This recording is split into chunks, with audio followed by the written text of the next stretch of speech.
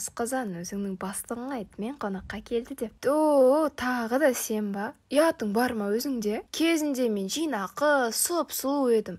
Қазір өзімді айнадан да көргім келмейді. Ей, ми, саған тағы да қант қонаққа келді. Немене дейді? Тағы да сенсің бе?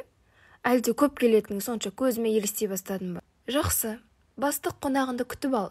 Бірақ бірінші сен ішектер арқылы өтесің. Ей, ішек, абайла, бұл бүгіндікке 4-ші рет келіп отыр. Сәлем досым, менің сүйкімді томпағым. Мені осындай дәрежеге жеткізген сенсің. Сен маған томпақ деме. Бос, мынау бәле қан тамыр арқылы саған кетті. Күтіп ал.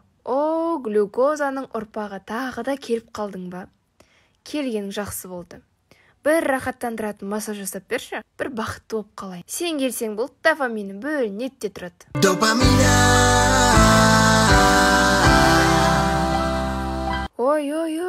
Ой, сенің кететін уақытың болды. Кет болды.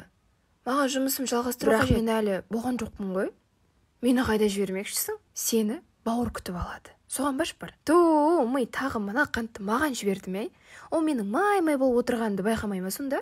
Ой, білмеймін, осы ми не туралы ойлайтын бар ғой. Ой, қыбес әке, мынаны не істейміз? Бауыр. Мен де мына инсулинді бөле беріп шаршадым. Мида қатырады. Маған да оңай дейді ме? Арнайы клеткаларды бөле беретін болсам, бір күн менен түк қалмайды ғой.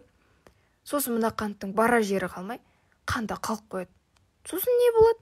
Әрине қанда қант көбейеді. Тағы да мен осыған пана болам ба? Қашанға дейін қантты өзімде ұстай берем? Амал жоқ, не істейміз енді? Кіре ғой қорға.